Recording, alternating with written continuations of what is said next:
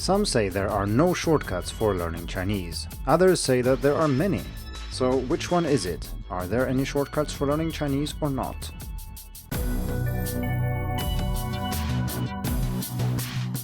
Hello and welcome to the Hacking Chinese podcast. In this week's episode, we are going to talk about shortcuts and whether or not there are any for learning Chinese. This is a question that many beginners ask because, of course, if you have set out on a journey to learn a language, you know that that's something that isn't very easy and you know that the road is very long, and then it's only natural to wonder if there are ways of making it shorter. I have seen this question asked and answered many times online, and I wanted to record this episode in order to address this properly because I think the general answers given are not very helpful. So in general, there are two answers you will typically see to this question. The first one is that there are no shortcuts. If you want to learn Chinese, you have to put in the hours and walk the distance, and anyone who says anything else is just trying to sell you something. And asking this question is then a sign of being lazy, or that the person asking it isn't really willing to invest enough time and energy. So get out or buckle down.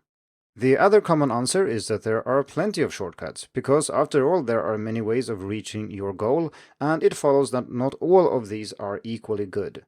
There are also many unnecessary detours you might end up taking or places to get lost in, and if you can avoid all that, that's certainly a type of shortcut, and therefore there are many shortcuts for learning Chinese.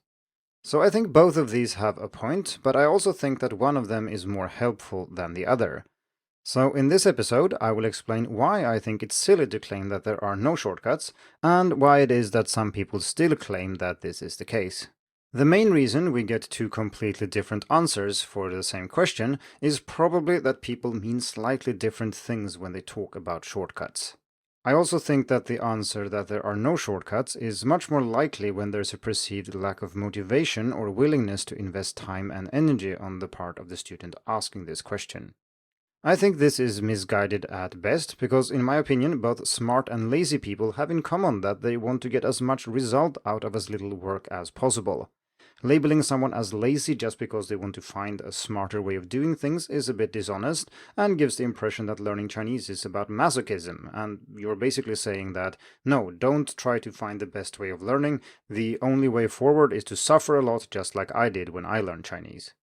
Of course, effort is still needed to learn Chinese, but there's much more to it than that.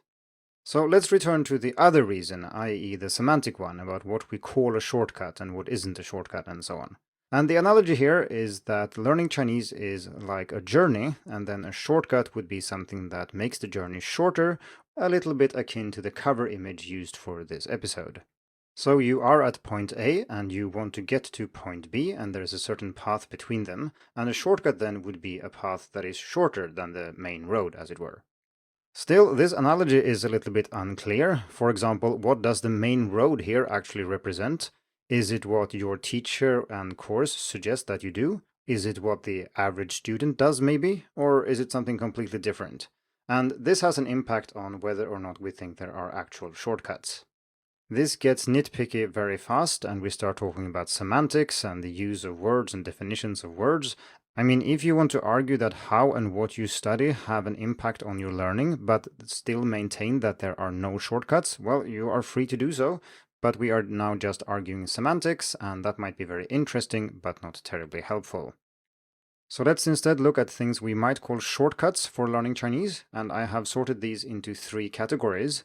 And that's things that make you walk the road faster, things that allow you to skip ahead, and things that allow you to avoid unnecessary detours.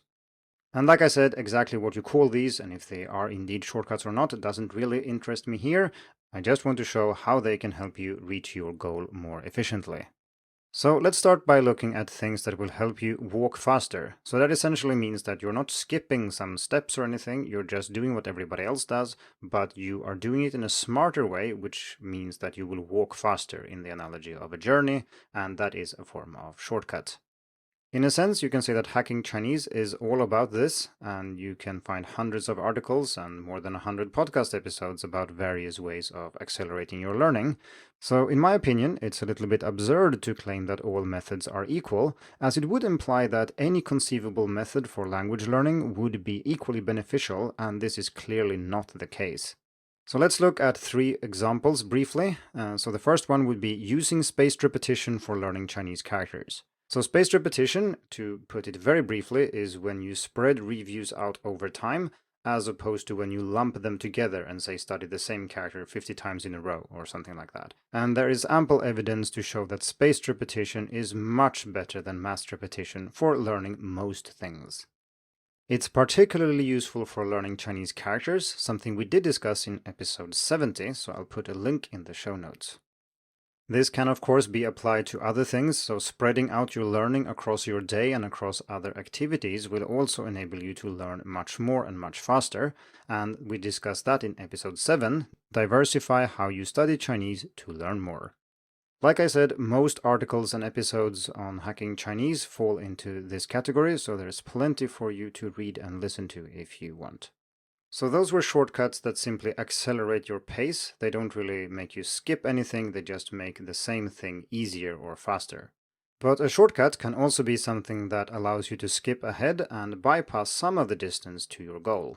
And this is what I think most people who say that there are no shortcuts have in mind when they say so, because if I tell you that you need to listen a lot to learn spoken Chinese, and that you need to read a lot to improve your writing, well, there really isn't a way around that. Yes, you can optimize the way you listen and the way you read, but you can't skip listening and reading. So in that sense, there is no shortcut that will allow you to bypass this type of practice. There are shortcuts that essentially allow you to skip a large amount of work needed though, and these are usually insights that help you immensely once you understand how something works. So by being aware of these, you essentially remove a lot of effort that you would otherwise have needed to invest in order to get to your goal. So the first example of such a shortcut would be understanding sound components in Chinese characters. So depending on how you learn Chinese characters, it might have taken you just a few weeks up to many years until you realized that most characters, and I'm talking about a vast majority here, maybe 90%, are actually made up of a sound component and a meaning component. Because most people get into Chinese thinking that the components only refer to meaning, whereas this is actually not the case. And once you understand how these sound components work, learning and remembering characters becomes a lot easier.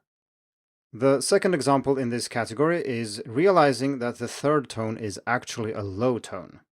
Many students are frustrated because they don't understand how the third tone works. What their teacher is saying and teaching them doesn't match what people actually say, and if you stick to pronouncing it as a dipping tone, you're likely to go down several paths that lead to incorrect pronunciation and a misunderstanding of the tone itself. On the other hand, if you started out with the assumption that the third tone is actually a low tone, all of this would be much easier and you'd save yourself a lot of trouble. The final example is about word formation and how compound words work in Chinese, and this is sometimes confusing for students. If you mix up the order of characters in words, it probably means that you haven't really figured out how these compounds actually work, which again we have covered on the podcast, so links in the description. The third and final type of shortcut would be unnecessary detours, or rather than the shortcut would be to avoid this unnecessary detour. If the detour is part of the main road you're on, then skipping it would essentially be a shortcut, but if it's something only you are doing because maybe you've misunderstood something, then this looks more like a detour. But it doesn't really matter, the goal here is to learn Chinese as efficiently as possible, so if we call it skipping a detour or taking a shortcut doesn't really matter. Let's illustrate unnecessary detours with a few examples. So the first one is to explicitly study the stroke names as a beginner. This is something that many teachers insist on, so they will teach the students the names of the strokes, and not only that, but also insist that the students memorize the names. In my opinion, there is no problem with simply saying the names when you write characters, but insisting on students learning these as part of their vocabulary isn't really something that they need, and there are so many other words that they need more. So by skipping this, you have freed up a lot of time you can invest in something else and learn something that is more important. And in a sense, you've made the distance to your goal a little bit shorter. Another example would be to study complex or explicit grammar a lot as a beginner. You don't need to know much about linguistics and theoretical grammar as a beginner. You actually don't need to know anything about grammar. You can just study example sentences and you can read and listen a lot and you will get the basics of word order and things like that. And once you have these, once you have the input, by all means study the grammar, study the differences between words you have learned and the finer nuances and so on. But doing so explicitly by reading about them, maybe in English, is really something you just can skip entirely. It might make you feel a little bit less safe, but it will also allow you to spend a lot more time with the language itself rather than descriptions of the language. The final example comes from my friend Ash Henson over at Outlier Linguistics, and he once told me that he memorized all the numbers of the radicals. So for example, shan is radical number 46, and he thought mistakenly that this number was important for some reason, and so he memorized all the numbers for all the radicals. Now, this is a pure misunderstanding. This number is literally useless to know, and of course, if he had realized that earlier, he could have avoided this unnecessary detour. So in the end, it doesn't really matter if we call things shortcuts, detours, or something else. What matters is how much closer you get to your goal for each unit of effort you invest. The wording there is a little bit awkward because I want to avoid saying that you reach your goal quicker or faster, because there is a very big difference between being efficient and being fast. If you were to try to learn Chinese as quickly as possible, you would need both to invest an awful lot of time and to do so in a very efficient manner. But I think it's safe to say that most people who listen to this podcast don't study Chinese full-time, they don't spend 80 hours a week, so being in some kind of weird contest about who can learn Chinese the fastest is a little bit daft. This is not the point here. The point is that no matter how many hours you have available each week, you make sure that each hour you spend actually takes you closer to your goal and as much closer as possible. Then it's up to you if you spend 5 hours a week or 50. I think we are ready to zoom out a bit from the discussion about shortcuts and talk a little bit about optimizing learning in general, because when we zoom out enough, we can see that there actually are only 3 factors that determine how much Chinese we learn, or really there are 3 factors that we can influence. There might be other factors, such as say how old you are, but this is not something that you can influence. Well, of course we get older for each year, but you can't rewind time and become a child again, for example. So the first factor that influences how much you learn is content, or what you are learning, what are you reading, which words are you studying, and so on. The second one is how much time you invest. This should be pretty self-explanatory. And the third one is method, or how you are learning and what activities you engage in. So how much Chinese you learn then is determined by these 3 factors multiplied together. And it then follows that if you put any of these at 0, if you don't invest any time, you will not learn anything. And it also follows that, for example, even if your method isn't super good, but you compensate by investing more time, you will also be able to reach your goal. So how is this related to shortcuts then? Well, if you study the most useful words first, for example, you will reach a communicative goal faster than if you study random words of low frequency. So this could, in essence, be considered a shortcut because you are skipping some things and choosing other things, and that allows you to reach your goal faster.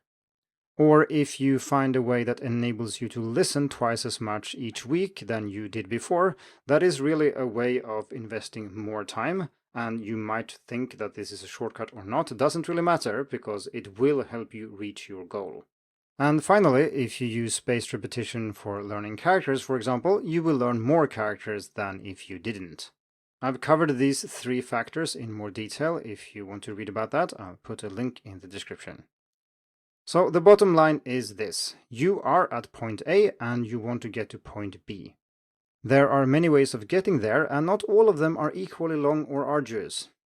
So when comparing 2 paths, you can call one of them a detour or the other a shortcut, or one the main road maybe, but it doesn't really matter. The point is that what you do and how you learn will influence how long it takes you to get to point B. To be honest, I sometimes feel a little bit annoyed by people who say that there are no shortcuts. I think I do understand why they say this, but I also think that the answer is deeply unhelpful and has a negative impact overall. Of course, I don't want to make students believe that they can learn without effort, but if you approach learning Chinese with the mindset that there are no shortcuts and that all learning paths are equal, you are simply going to miss out a lot of useful things you could have been doing to learn more efficiently. The principle of understanding language learning, tinkering with it, and optimizing the process is what language hacking is all about, and this is of course also where the name Hacking Chinese comes from. It's not so much about the specific hacks that make learning easier or more fun, but it is about the attitude that learning is not just like walking down a one-dimensional road. It's up to you to find the best way forward, and don't let anyone tell you that all ways of learning are equal. Thank you for tuning in to the Hacking Chinese podcast. If you like this episode, please share it. More information and inspiration about learning and teaching Chinese can be found at hackingchinese.com. See you in the next episode, and until then, good luck with your studies.